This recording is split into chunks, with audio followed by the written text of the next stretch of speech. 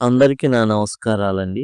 ఇప్పుడు మనం creative writing ఏదైతే ఉందో ఇంటర్మీడియేట్‌లో 5 మార్కులు గాను, అందులో సెక్షన్ బిలో 9 ఏదైతే ఉందో రోమన్ అంకెలని అందులో మీకు క్రియేటివ్ రైటింగ్ రాయాల్సి ఉంటుంది. ఇక్కడేందంటే హింట్స్ అనేది ప్రొవైడ్ చేస్తారండి. ఈ హింట్స్ ద్వారా ఏం చేయాలి అంటే ఒక 10 లైన్‌ల దాకా రాయాల్సి ఉంటుంది. ఆహ్, హింట్స్ ఇస్తారు. ఇక్కడ హింట్స్ ఉంటాయి మీకు. ఈ హింట్స్‌ని ఉపయోగించుకొని టోటల్ రాయాల్సి ఉంటుంది. ఇక్కడ మనం చూసుకున్నట్లయితే హెడ్డింగ్స్ కూడా ఇచ్చేశారు కాబట్టి వాటిని ఉపయోగించుకొని రాస్తాం. చాలా సింపుల్‌గా రాయొచ్చు. ఎలా రాయొచ్చు ఏంటనేది మనం చూద్దాం. ముందుగా అసలు ఎలా రాయాలి అనేది చూద్దాం. సింపుల్‌గా ఏం చేయొచ్చంటే అండి, మనకి అక్కడ యూ అని కనబడితే ఆ ప్లేస్‌లో ఐని ప్లేస్ చేయడం. యువర్ అని గనక కనబడిందనుకోండి, ఆ ప్లేస్‌లో యువర్ ప్లేస్‌లో ఏందంటే మైని ఉంచాల్సి ఉంటుంది. ఇవి గుర్తుపెట్టుకోవాలి. ఇంకో విషయం ఏందంటే, సబ్జెక్టు అంతా కూడా ఎట్లా సబ్జెక్ట్ మనం రాయాలి గదా!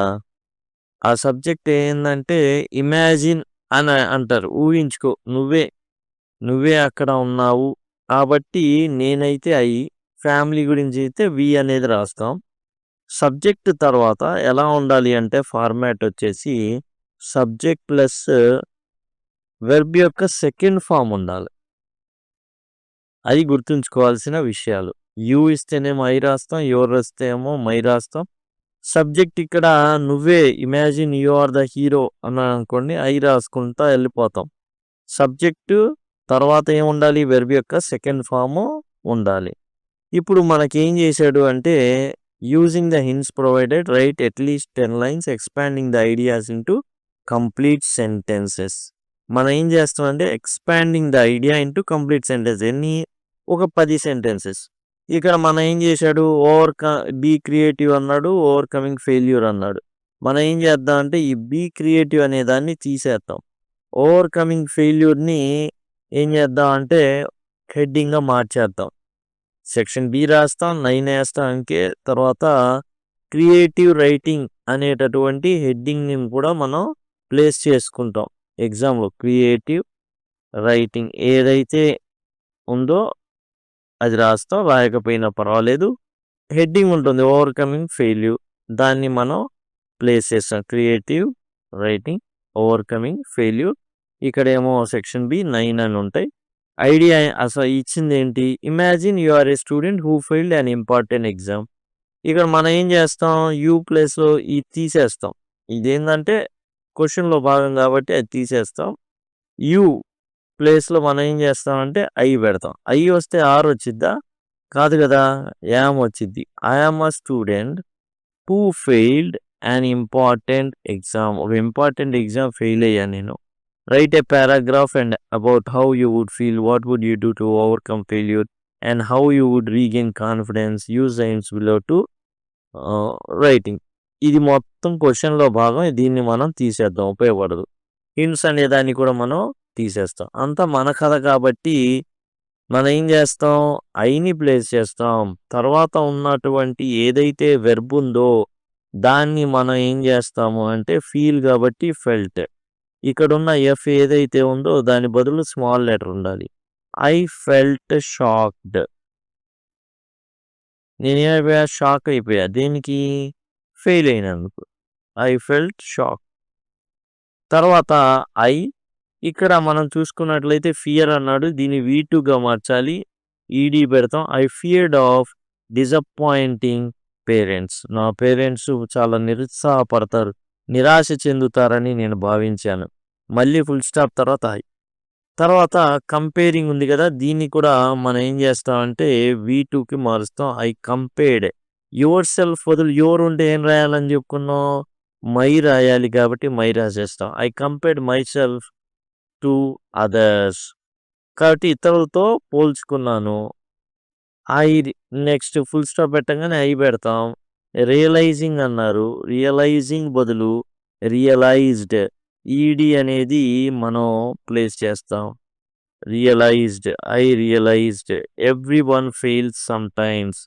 ప్రతి ఒక్కళ్ళు కూడా ఏదో ఒక సందర్భంలో ఫెయిల్ అవుతారు.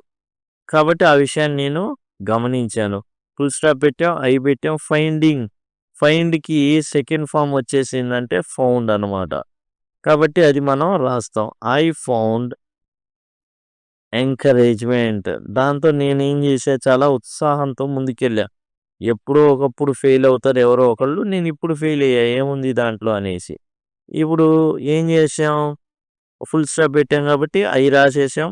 రిఫ్లెక్టింగ్ అనుంది కదా! రిఫ్లెక్టింగ్ బదులు ఇక్కడ I reflected on mistakes.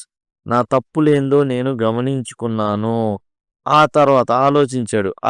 Full stop పెట్టాం. పెట్టాం. ఐడెంటిఫైయింగ్ ఉంది.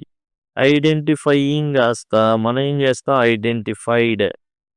సబ్జెక్టు, వెర్బ్ యొక్క సెకండ్ ఫార్మ్‌ని రాయడం జరిగింది. వీక్ ఏరియాస్‌ని నేను గమనించాను. తర్వాత ఏం చేసాం, ఫుల్ స్టాపు అండ్ అనేది మనం రాస్తాం. క్రియేటింగ్ అనుంది. క్రియేటెడ్ పెడతాం. I created a new study plan. ఒక కొత్త స్టడీ ప్లాన్‌ని తనేం చేశాడంటే క్రియేట్ చేసుకున్నాడు. ఫుల్ స్టాప్ పెట్టాం కాబట్టి రాసాం. నెక్స్ట్ సెట్టింగ్ కాస్త సెట్టే కాబట్టి సెట్ అచీవబుల్ గోల్స్. స్టడీ ప్లాన్‌లో ఎలా గంటకి ఇది చదవాలి, అరగంటకి ఇది చదవాలని ఏదైతే అచీవ్ చేయగలిగేది, మరీ ఎంటర్‌కేసి కొండలు లాగడం అట్లాంటివి కాకుండా పద్ధతిగా అయ్యేదే పెట్టుకోవడం. తర్వాత ఫుల్ స్టాప్ తర్వాత క్యాపిటల్ లెటర్ పెట్టుకున్నాం. సీకింగ్ అన్నాడు. సీకి సెకండ్ ఫార్మ్ ఏందంటే SOUGHD sought. I sought help from teachers.